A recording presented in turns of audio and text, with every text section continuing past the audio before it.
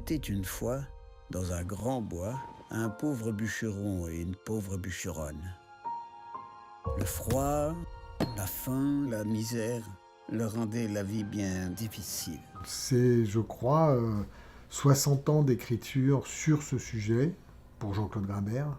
Et à un moment donné, il arrive à cette forme complètement épurée, qui est un conte, qui n'a l'air de rien comme ça, qui a l'air d'être une petite histoire, et en fait qui trimballe des thèmes très profonds, très puissants, avec une histoire qui est bouleversante, et qui n'est pas que bouleversante, elle est un peu même vertigineuse. Et je crois qu'il faut beaucoup, beaucoup, beaucoup de travail, de maturité pour arriver à l'instinct, comme ça, à sortir un geste aussi simple. Donc, ce maintenant-là, je le dirais comme ça. Moi, j'arrive derrière, parce que ce geste-là, c'est Grimbert qui le fait. J'ai la chance qu'on me le propose, et mon boulot est de prolonger la voix de Grimbert et de l'amener dans un autre champ qui n'est plus celui de la littérature, mais celui du cinéma. Le livre est écrit comme un conte, et moi, ma première impression quand je le lis, j'ai l'impression de lire un classique, mais tout de suite en fait.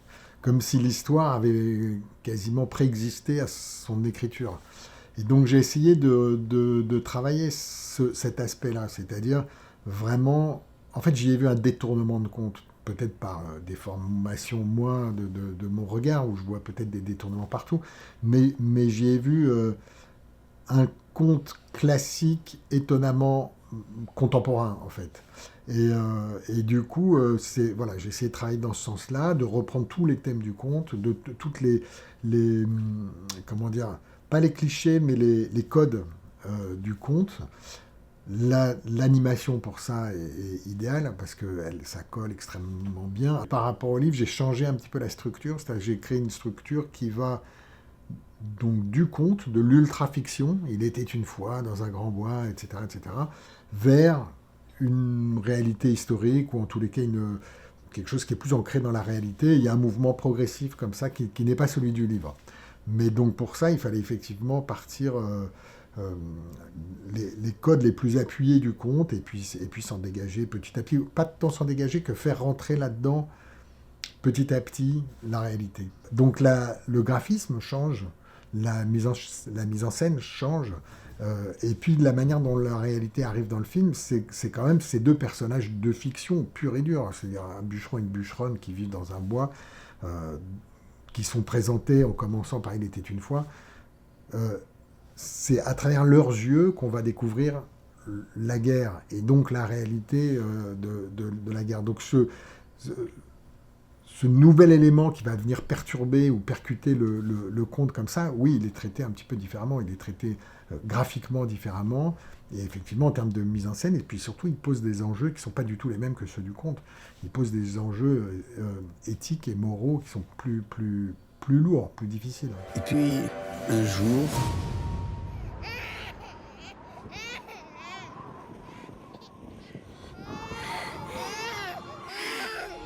Alors Trintignant, d'abord, c'est un immense acteur. C'était un homme, riche, quoi. Voilà. C'était un homme qui avait de l'épaisseur, qu'on connaissait aussi malgré, au-delà de ses rôles. Et puis c'était une voix, quoi. C'était une voix, ou c'est encore d'ailleurs, c'est une voix, à mon sens, la plus belle voix du cinéma français. Et pourtant, Dieu sait que j'aime Jean-Pierre Mariel, mais Trintignant, c'est sans doute la plus belle voix masculine, en tout cas du cinéma français. Il y a un truc étonnant qui se passe là, aujourd'hui, avec ce film-là, parce que je l'amène, donc je le montre dans plein de villes. Tout le temps, on me parle de Trintignant, évidemment. Et parce que c'est son dernier film. Et c'est sa voix, en fait, qui est arrivée. Tout d'un coup, quand les gens entendent la voix, ils voient un film nouveau. Trintignant est parti il y a 2 ans. Et tout d'un coup, ils entendent sa voix. Et réellement, c'est comme s'il y avait un fantôme dans la pièce. Mais réellement. Et le film raconte ça, en fait. Le film raconte l'histoire d'un fantôme. Il raconte l'histoire d'un type qui va dans les camps. Et quand il en ressort, il est devenu un fantôme. Dès qu'on a fini l'adaptation avec Jean-Claude Grimbert, j'ai envoyé le texte à Trintignant. Je ne savais pas qu'il était aveugle, mais enfin je l'ai très vite appris. Donc c'est sa femme qui lui a lu, etc. Et puis ça lui a beaucoup plu. Et puis j'ai appris qu'il m'aimait bien. Et donc, bon, inutile de dire que c'était au-delà de réciproque. Et donc voilà, donc je suis descendu le voir, on a beaucoup parlé, on s'est beaucoup parlé, etc. Il m'a demandé de lui enregistrer, moi, la voix pour qu'il l'apprenne. Il l'a aussi appris avec sa femme, Marianne, qui a accompagné tout ce process, etc. Puis on a été l'enregistrer, il habitait dans le sud de la France, du côté d'Uzès. On a été enregistré dans le sud, dans un studio d'enregistrement pas très loin. Et c'était hyper émouvant de voir cet homme de 90 ans qui avait appris le texte par cœur et voilà, qui disait ce texte-là. Moi, j'ai gardé les enregistrements dans mon téléphone je les ai réécoutés vraiment régulièrement pendant toute la fabrication, qui est longue, parce que la fabrication, c'est 2 ans et demi, 3 ans. Et je la faisais écouter régulièrement aux animateurs, à tout le monde, parce qu'elle est, notamment la dernière minute 40 du film, de sa voix, c'est vraiment hyper beau. Enfin, moi, rien que de l'écouter, sans image, sans rien, j'étais hyper ému. Ouais.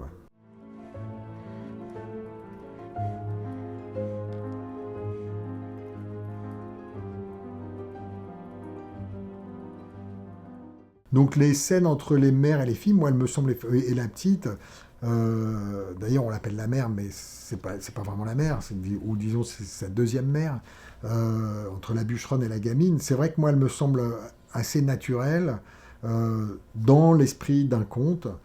C'est un personnage que j'aime beaucoup, cette bûcheronne, parce que elle fait le bon choix instantanément. C'est-à-dire qu'elle ne se pose absolument pas de questions. Elle voit une gamine jetée d'un train de déporté, elle ne sait pas que c'est un train de déporté, mais une gamine jetée d'un train, elle la prend, elle la sauve, elle s'en occupe, elle ne se pose pas de questions. Son trajet à elle, ça va être de se rendre compte que les dieux n'ont rien à voir avec tout ça, et qu'en fait c'est une histoire de libre arbitre, et c'est une histoire d'êtres humains qui font des choix.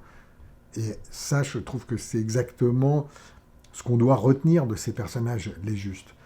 Son mari, le bûcheron, c'est différent. C'est que lui, j'aime aussi beaucoup ce personnage, parce que lui, il fait un trajet. C'est-à-dire qu'au départ, il est le fruit de son environnement et de son époque. C'est-à-dire qu'il est, on peut dire qu'il est, disons, anti-juif, quoi. Il veut pas d'un enfant juif. Lui, il sait, par contre, que c'est un train de déporter. Et il veut pas d'un gamin juif dans sa maison. Mais à un moment donné, c'est un gamin. Donc le gamin... Il avance avec une vague d'amour autour de lui, et à un moment donné, ce bûcheron, il cesse d'être un ogre, entre guillemets, il devient un être humain, et il découvre que lui aussi, il a un cœur, finalement.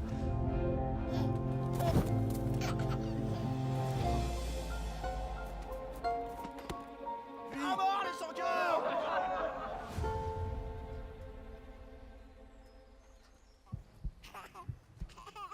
Les sans-cœurs ont un cœur. J'ai pas tout dessiné. D'abord, je me suis contenté, parce que c'est tout ce que je peux à peu près faire, des personnages. En revanche, j'ai dessiné tous les personnages, mais je les ai dessinés comme un dessinateur qui n'est pas un animateur. C'est-à-dire que moi, je suis incapable de prendre tous les personnages et de les faire ce qu'on appelle des turns, c'est-à-dire face, profil, trois quarts perdus, etc., avec 14 expressions chacun, etc. Ça, je suis incapable de faire. Moi, j'ai un dessin classique. Donc, le dessin classique, si tu veux, en une image, ton image, elle raconte tout. Dans la manière de se tenir, elle laisse entendre la manière dont il va marcher, etc., etc. Mais en fait, tout ça est interprétable de plein de manières différentes. Donc, ça a été un long travail de faire bouger les personnages et de les animer de la manière dont moi, je les imaginais en un dessin. Et donc, voilà. Donc, j'ai appris ce métier-là. Eux, ils ont appris à travailler avec moi. Il y a eu un long travail là-dessus. Quant au reste, j'ai travaillé comme quand je travaille avec un chef déco dans un film live ou avec un chef opérateur, c'est-à-dire je n'exécute pas. Là, la particularité, c'est qu'effectivement, sur les dessins même des personnages, j'ai été exécutant, donc j'ai passé le temps de fabrication, ça devait être à peu près 2 ans et demi, 3 ans, et j'ai passé 2 ans et demi à dessiner tous les soirs. L'expérience de l'animation, en fait, elle est à la fois, pour moi, elle était frustrante parce que j'étais quand même en manque de plateau, d'acteurs. Il y a une énergie des acteurs, il y a une énergie du plateau qui m'a manqué parce que vous fabriquez les plans, comment dire, le plan il se fabrique comme ça, vite, devant vous. Vous faites quelques prises, tac, tac, tac. Vous montez vos éléments de puzzle que vous allez... Mais ça va relativement vite de les fabriquer. Disons, dans une journée, vous faites entre, je sais pas, 15 et 20 plans. Là, c'est très très long. Chaque plan, moi, j'ai commencé à voir les premiers plans finis au bout de 2 ans et demi, réellement, quoi. Et vous les faites tous, les uns après les autres. C'est très très très long. D'un autre côté, le format, il est extrêmement séduisant et d'une certaine manière, il offre un champ de narration un peu plus large que les films en prise de vue réelle. C'est-à-dire c'est un peu une espèce de réalité augmentée. Le pacte avec le spectateur est un peu différent. C'est-à-dire qu'on n'est pas complètement soumis au réalisme, on n'est pas complètement soumis. Il y a un truc d'acceptation un peu plus large que le réalisme des films avec acteurs. Et donc dans cette marge-là, vous pouvez faire quand même... Il y a beaucoup de choses qui sonnent beaucoup plus naturelles.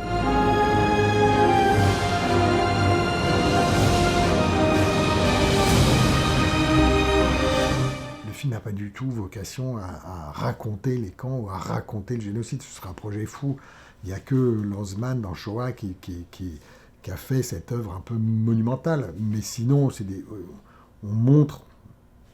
on entrouvre une porte, on montre un tout petit truc. Ce dogme, disons, lanzmannien qui est on ne peut pas montrer l'immontrable et il n'y a que le témoignage qui ne soit pas obscène, d'une certaine manière. Je crois que ça a été vrai à un moment donné de l'histoire.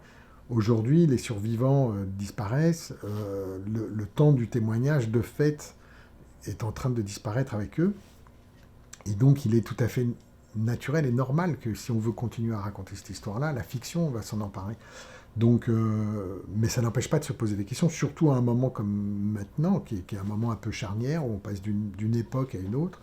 Le génocide juif est en train de rentrer dans la grande histoire, voire même la vieille histoire, est moins contemporain, il perd de sa force émotionnelle, il perd de son côté sacré, etc.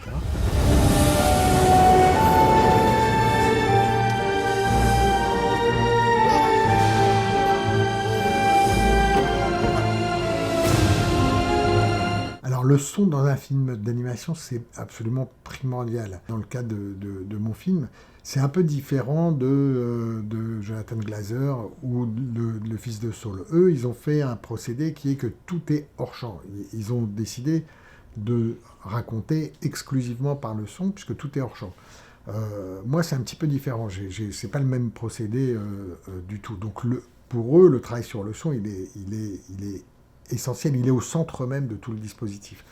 Moi, c'est un petit peu différent. En revanche, dans l'animation, dans l'image, il n'y a absolument rien de vivant. Tout est créé à partir de dessins, de choses. Et on crée ce qui ressemble à de la vie à partir de rien.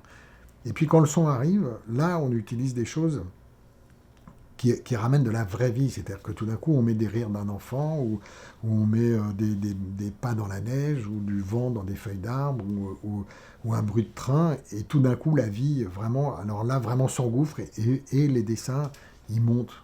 Ils montent vraiment d'un cran, parce que c'est plus du tout pareil. Le personnage du bébé, par exemple, à partir du moment où on a eu réellement des vrais sons, et j'avais un monteur son que j'adore, qui s'appelle Selim Azazi, qui est très fort, et ben tout a pris une vie incroyable. Après, au niveau du son sur les camps eux-mêmes, moi, j'ai pas cherché à être extrêmement démonstratif, et j'ai pas cherché à faire le malin. Pour évoquer le génocide juif, le train est beaucoup plus présent, et c'est vraiment l'outil principal de l'extermination des Juifs, ça a été le train. Donc nous, on est beaucoup plus sur le train, et on a effectivement beaucoup travaillé, on a essayé de trouver une espèce de rythmique qui était un peu toujours la même, qui soit hypnotique, mais qui soit travaillé différemment suivant qu'on soit à l'intérieur du train, à l'extérieur du train, du point de vue des bûcherons qui sont des personnages de fiction, du point de vue de la réalité, une fois qu'on est sorti de cette fiction-là, etc. Bon, il y a toute une construction comme ça. Il y a même des trains après-guerre dans l'épilogue qui eux, ont encore un autre son. Oui, il y a un gros boulot de son.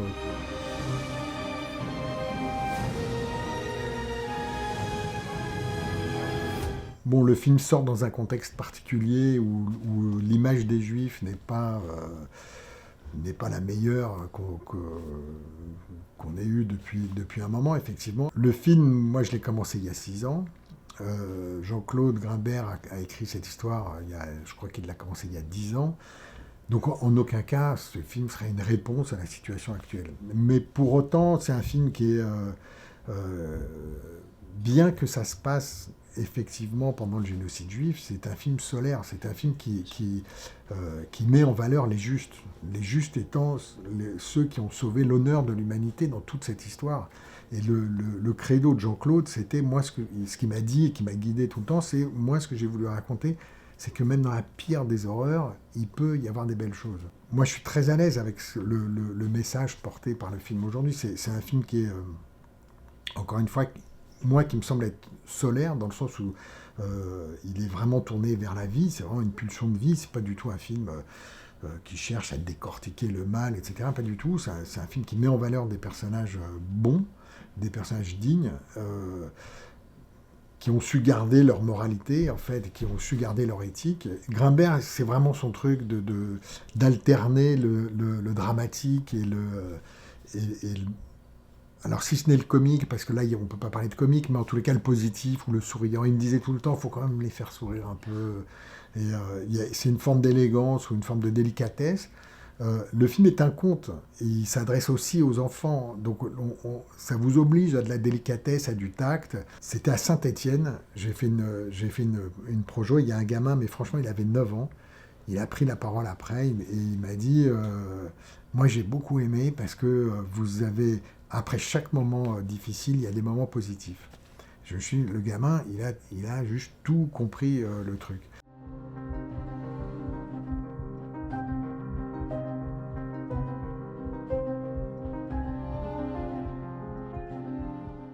Le film est reçu à peu près partout de la même manière. Il y a des récits nationaux autour de cette histoire qui ne sont pas tout à fait les mêmes d'un pays à l'autre. Peut-être aussi suivant la culpabilité, le niveau de culpabilité de chaque pays.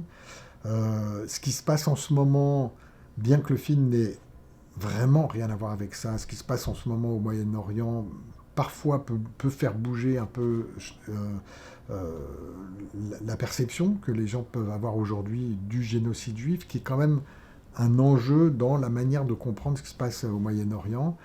Un enjeu souvent instrumentalisé d'ailleurs. Mais par exemple ici aux États-Unis, c'est vrai qu'on a du mal à trouver un distributeur. Il y a des choses un peu inquiétantes, je trouve, dans certaines réactions, des choses que j'aurais jamais imaginées il y a